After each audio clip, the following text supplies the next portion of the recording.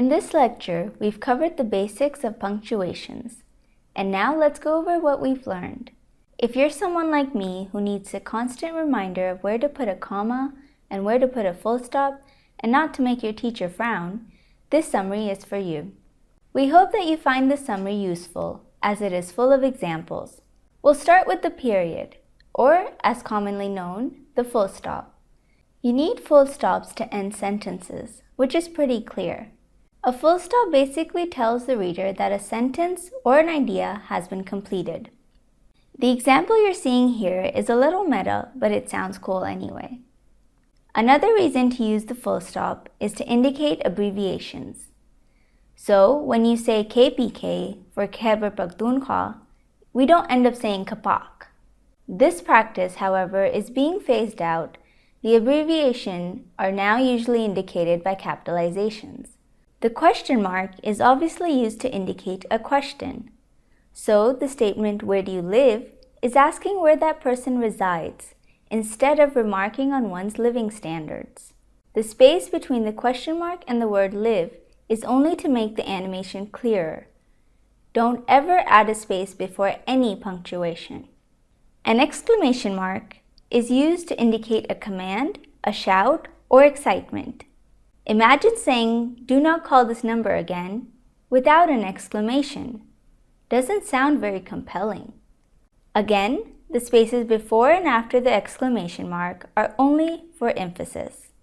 Note that it is in your best interest to avoid exclamation marks in formal writing, as it doesn't sound very polite nor mature. A comma is usually used to separate a list. In this example, red and yellow follow this use of the comma. In the second example, a comma is used to join two sentences. You'll learn more about this when you get to run-on sentences. For now, consider the example. I can tell you the reason, but I will not. The comma over here indicates a pause. Saying this without a pause, as in I can tell you the reason, but I won't, sounds a little strange, doesn't it? Another use of the comma, as in the example, Sir Muzammil, lecturer in CS department, is preparing slides, is used to indicate additional information. You can read the sentence without reading what's between the commas, and yet the sentence sounds complete. The semicolon is used to connect two related sentences. For example, saying, "Ehsan is at office," separately, and then adding, "Hasnan is at home," sounds a little choppy. These two sentences complement each other and together convey useful information pertaining to a scenario frequently encountered in your class, perhaps. Similar comments apply to the next example, where two sentences are connected. This example highlights the difference between a comma and a semicolon, in that these two sentences are independent and grammatically correct on their own. Additionally, semicolons are used instead of commas if addition of commas becomes confusing. In this example, we have already used comma for additional information, so a semicolon is more appropriate.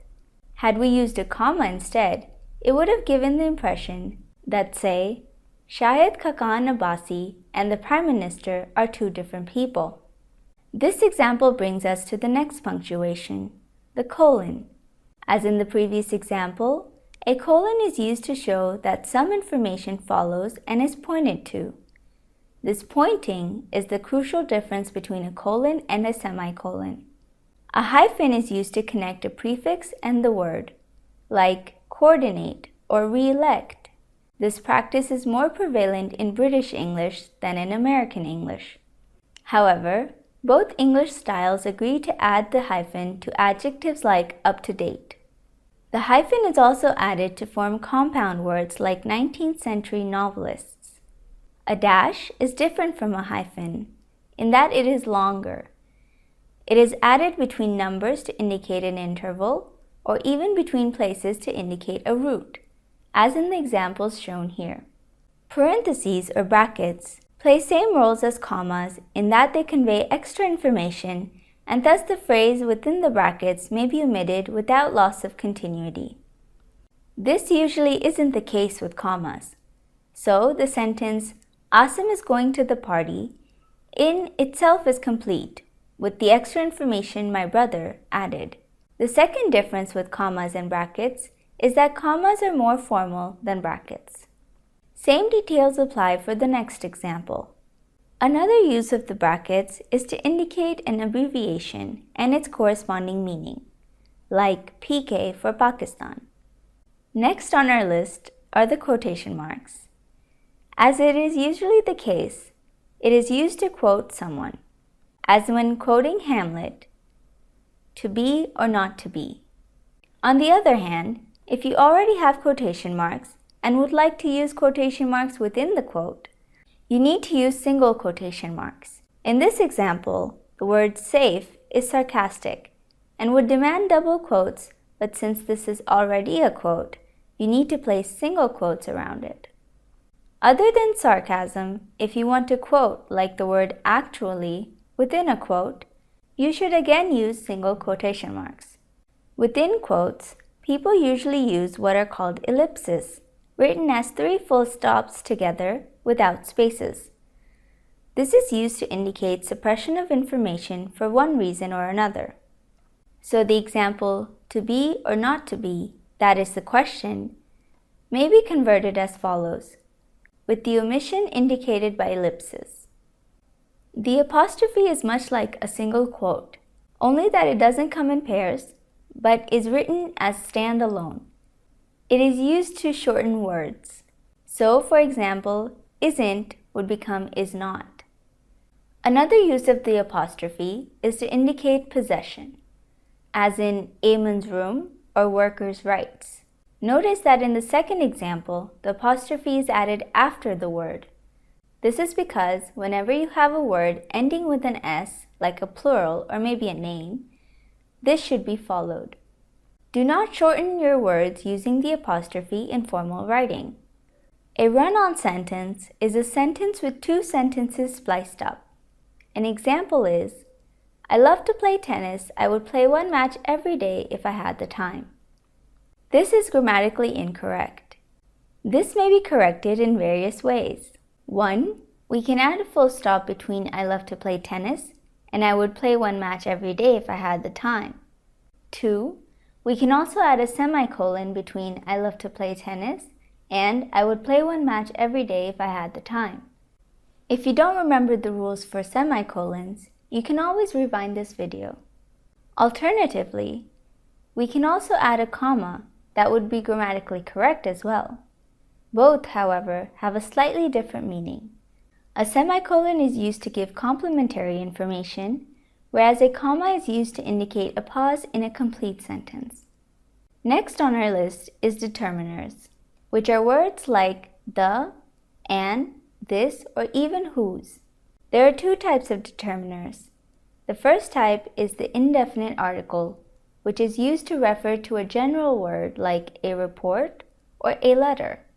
The indefinite article a is not used carelessly. Instead, the indefinite article an is used whenever there is a vowel in the beginning, like an engineer or an American. The second type of determiner is the definite article the. It is used to indicate a singular word, as in the beginning. However, it is wiser to capitalize the first letter of the word, like the beginning or the ending, if you are referring to a singular event, like Roze-e-Azal and the Akhira. Similarly, if you are referring to the general life of Shah Rukh Khan, you wouldn't add the word the, but you would if you have some specific aspect of his life in mind. Also, if you're referring to someone's family, like a Khan family, you'd add the before the sentence, but you wouldn't if you were referring to a single person. This is because you can't add the before a proper noun, but there's an exception. You can add the definite article to proper nouns which refer to places, like the Margalla Hills, or even a group of islands, say the Bahamas. Though you shouldn't use this with every place. You can't add the before the name of a country, like Pakistan, or a language, say English, unless you're saying the English language. The isn't added before titles compounded with names, like Prince Charles. or years, or mountains, or places with the proper name. That's all on punctuations. At least now you have this video to turn to revise when to use double quotation marks, a question mark, a semicolon, an exclamation mark, and others. Thank you for watching.